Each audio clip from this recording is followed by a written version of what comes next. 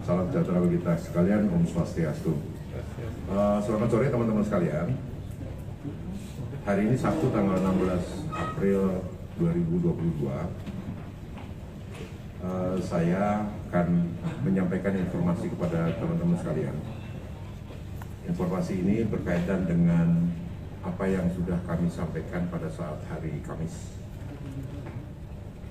Hari Kamis itu tanggal 14 April 2022 yang disampaikan untuk merefresh saja bahwa ada 2 poin. Yang pertama adalah penanganan kasus yang ditangani oleh Polres Lombok Tengah sejak hari Kamis sudah ditangani oleh Polda.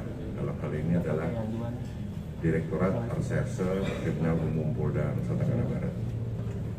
Dan ada ada dua perkara yang kita dalami dalam penyidikan. Kemudian hari ini, setelah hari Kamis kemarin, maka penyidik bekerja keras dan cepat untuk melakukan kegiatan penyidikan lanjutan. Hari ini juga kita sudah melakukan gelar khusus perkara. Kenapa sih dinamakan gelar khusus? Penanganan kasus ini menjadi perhatian publik dalam hal penegakan hukum atau penyidikan yang berkaitan. Sehingga tadi sudah dilaksanakan gelar perkara khusus yang dihadiri oleh penyidik itu sendiri, kemudian pengawas internal Polda terdiri dari Propam, kemudian Polda, dan juga diikutkan dalam gelar itu adalah ahli pidana. Diputuskan dalam gelar perkara bahwa mana dia? berdasarkan dari 184 ya, 184 KUHP itu adalah hal biasa. Kalau kita perhatikan adalah saksi, ahli, surat petunjuk dan kuahnya. Putusan dari gelar perkara khusus adalah bahwa perkara yang bersebab akibat hilangnya nyawa 2 orang atau berkaitan dengan penetapan tersangka M alias AS menyimpulkan bahwa terdapat fakta yang disampaikan dalam gelar perkara khusus tadi adalah yang dilakukan oleh saudara M alias AS adalah perbuatan pembelaan terpaksa. Itu sehingga pada saat ini tidak diketemukannya unsur perbuatan melawan hukum, baik secara formil dan material. Formil sebagaimana yang diatur dalam pasal 49 ayat 1 KUHP. Material tentunya adalah perbuatan yang dilakukan yang bersangkutan. Kemudian, berdasarkan dari peraturan Kapolri nomor 6 2019, pasal 30 tentang penyidikan tindak pidana, kami menyimpulkan bahwa untuk penanganan atau penyidikan kasus tersebut dihentikan atas nama tersangka yang tadi saya sebutkan, M alias AS. Karena kalau kita perhatikan di pasal 30 peraturan Kapolri nomor 6 2019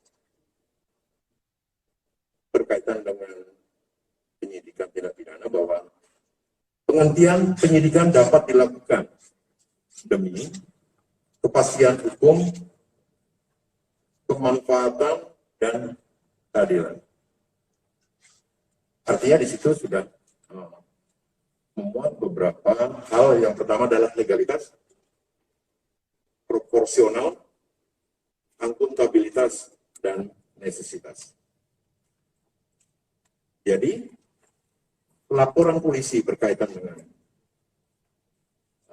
atau nomor polisi LP 137 untuk saat sekarang dilakukan penghentian penyidikan. Administrasi penyidikan berkaitan dengan penghentian penyidikan akan dilakukan segera oleh penyidik.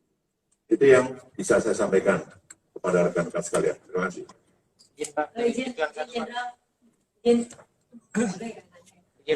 Ini kan kejadian tanggal 10. Kemudian setelah itu beredar di Facebook, di media sosial bahwa ini terjadi begal itu, bahkan sebelum polisi melakukan press release.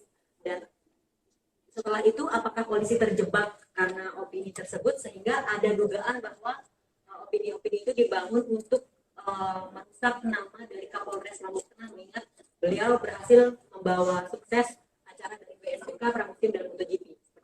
Iya, tadi saya juga di awal sudah menyampaikan bahwa press release hari ini adalah tindak lanjut dari press release kita hari Kamis. Jadi kalau penyidikan dalam pembuktian tentunya sudah diatur. Yang pertama adalah 183 KUHP dan 184 KUHP. Itu pedoman kita. Jadi tidak ada unsur yang lain tadi disampaikan.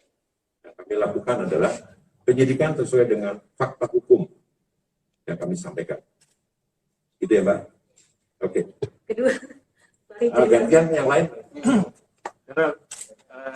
Setelah ini dibebaskan secara murni berarti Penghentian penyidikan. penghentian penyidikan. Iya, penghentian penyidikan dasarnya di KUHP adalah 109. KUHP kita menghentikan penyidikan karena tidak memenuhi unsur. Artinya dia bebas murni. Kami hentikan Ketiga. penghentian penyidikan. Jadi penyidikannya berhenti dengan alasan tidak memenuhi unsur. Gitu ya. Satu lagi ya. Kan kita ketahui yang bersangkutan kan ada membawa senjata tajam. Nah, itu mengenai itu bagaimana?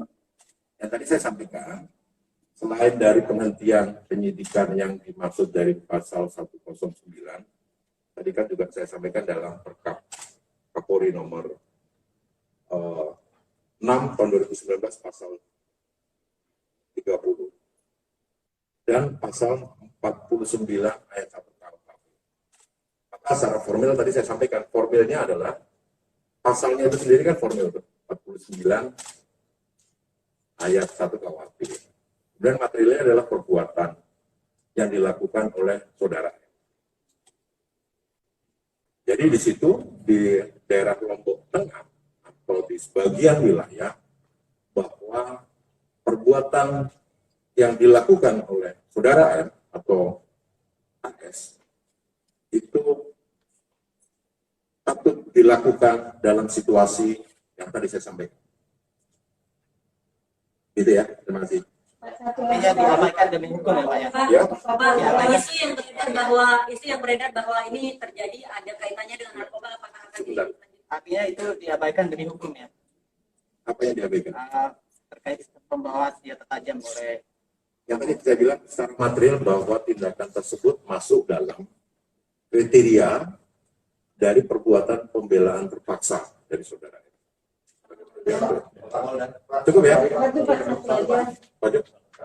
Apakah penghentian ini ada kaitannya dengan mungkin selain dari tidak ada paksa hukum, ataukah karena dorongan dari aksi-aksi tertentu seperti Saya kira tadi sudah saya sampaikan, dasarnya adalah 109 KUHP dan pasal 49 ayat 1 KUHP. Terima kasih. Bapak Polda, kami ingin terjelaskan. Satu lagi ya. Ya, kami ingin terjelaskan mengapa status tersangka pada diri Ahmad Sinta dilakukan sangat terburu-buru. Apakah ini menjadi perhatian dari pihak polisian untuk mengecek tindakan dari Polres Lombok Tengah? Satu, Pak. Yang kedua, apakah pengakuan dari terdakwa yang lain, kasus yang lain atau begal itu menguatkan bahwa posisi Ahmad Sinta memang tidak bisa diposisikan sebagai tersangka karena dia membela diri. Pak, yang terakhir Pak, berdasarkan kasus ini, kondisi di desa Ganti itu sampai sekarang masih gelap kita. Nah, apakah dengan kasus ini polisi akan memberikan lampu-lampu penerangan untuk pengamanan dan CCTV, mendorong pemerintah Kabupaten Lombok Tengah atau provinsi untuk memberikan lampu-lampu penerangan, pengamanan dan CCTV di situ, Pak? Karena harus ada solusi Pak dari kasus ini.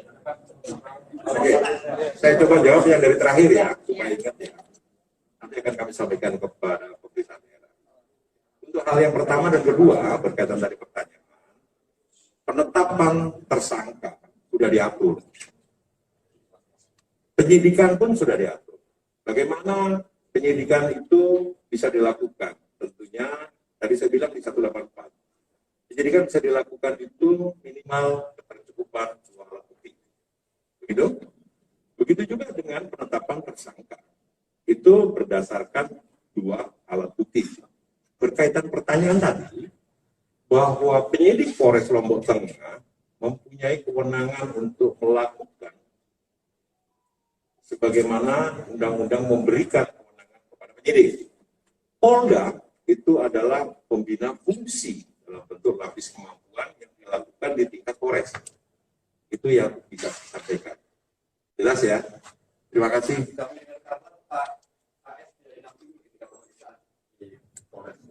Tidak ada pengacara. Betul, tadi saya sampaikan bahwa penetapan itu dilakukan oleh Polres. Maka kami Polda adalah pembina fungsi dan pengampu dari kegiatan penyidikan yang dilakukan. Gitu ya. Saya kira terima kasih. Teman-teman sekalian.